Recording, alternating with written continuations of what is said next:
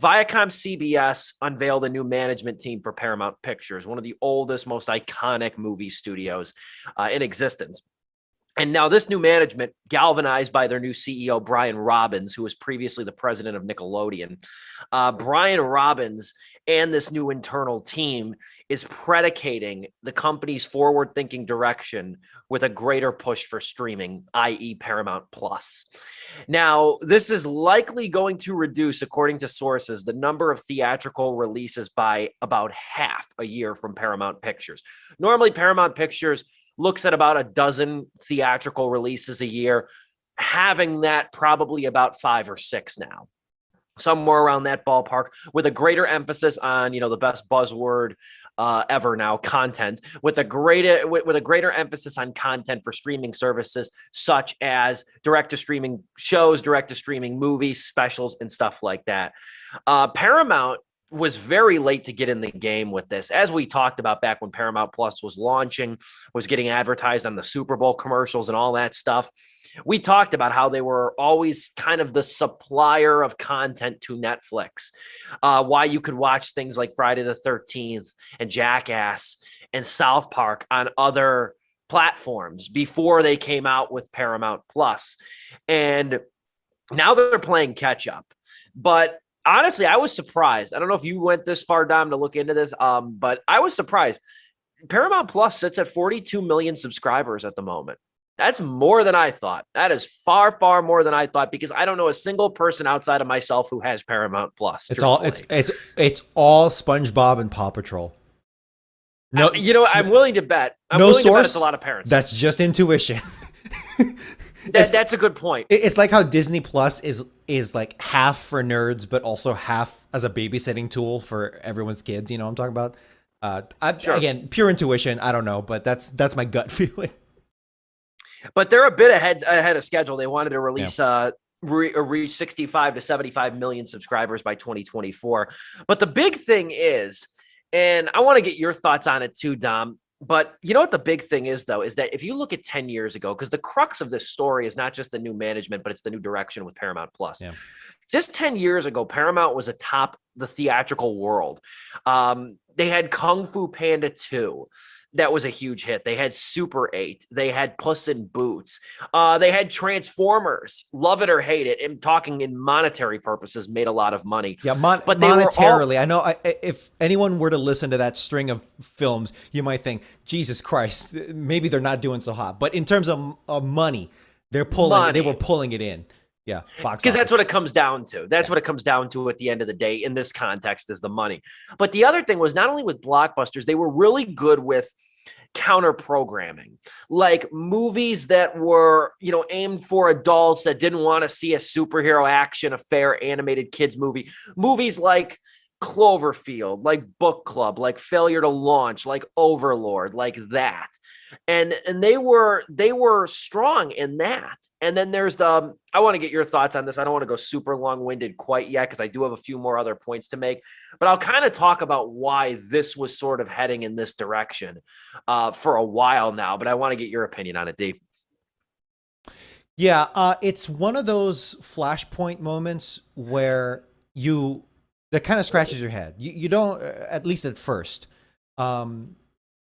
But it's also one of those decisions where if they don't do this now, it is possible. I don't know which way the winds will go for Paramount with this decision, but it's a possible decision where 5-10 years from now, when Paramount goes defunct and they have no streaming presence at all, and they just from a titan of industry to a laugh about joke as Jeff Bezos, and his eastern half of the United States that he has complete control of, and he dominates the streaming world. You'll be thinking, man, 5-10 years ago, they should have done a streaming service. They should have focused more on streaming. So it's one of those flashpoint decisions where, okay, this is the investment and we're seeing it happen in real time.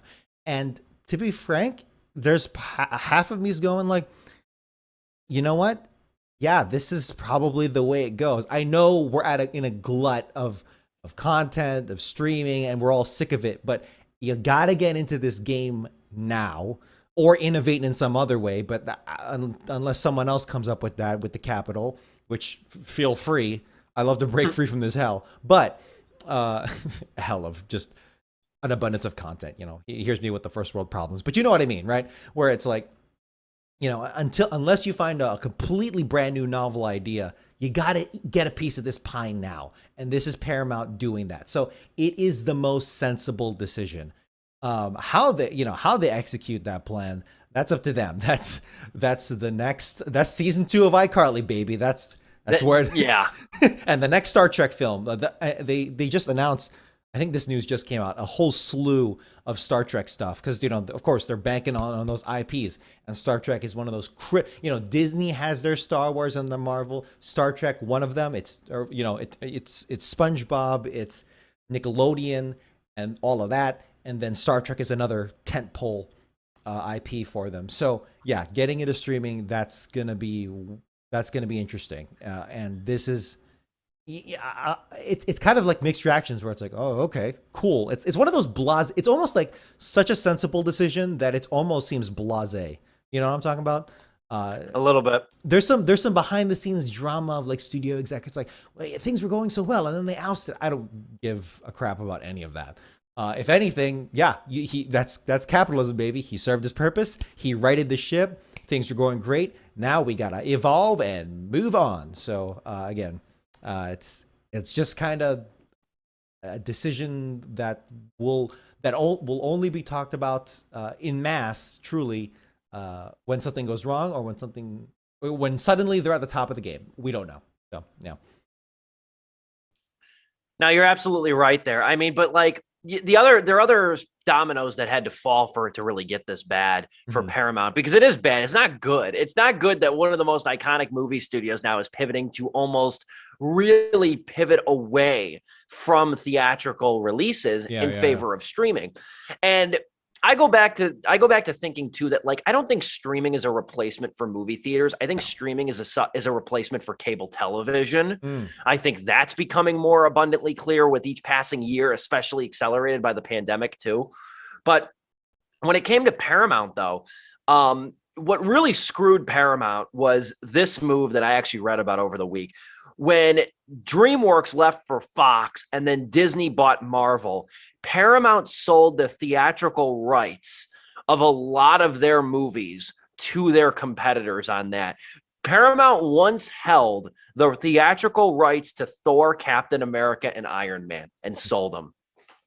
And they sold them. And then that's what happened. So then couple that too, it's like they had the ace cards in their wallet or in their pocket over here, but then they were forced to sell them off. And then they watched everybody get rich on what they could have gotten rich on, and in conjunction change the landscape.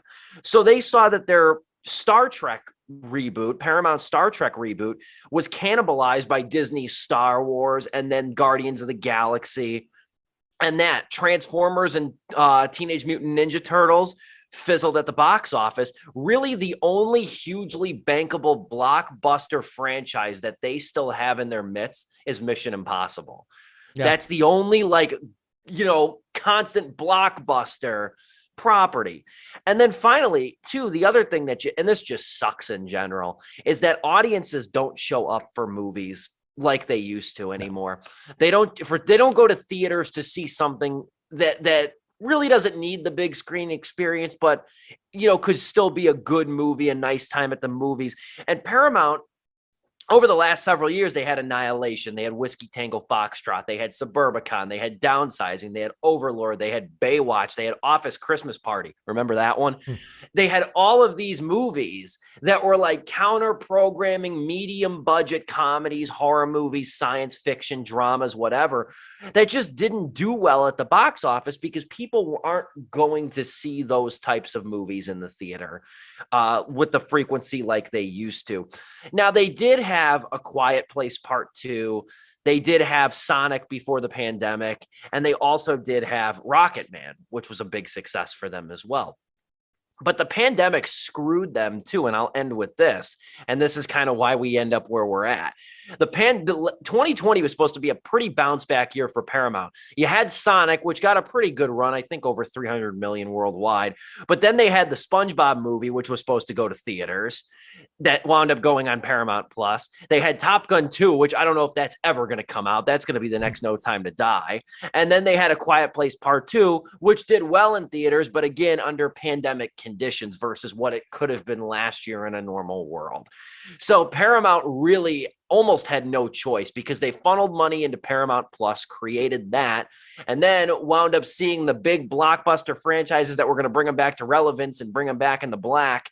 Well, now they're perpetually delayed or affected negatively by the pandemic.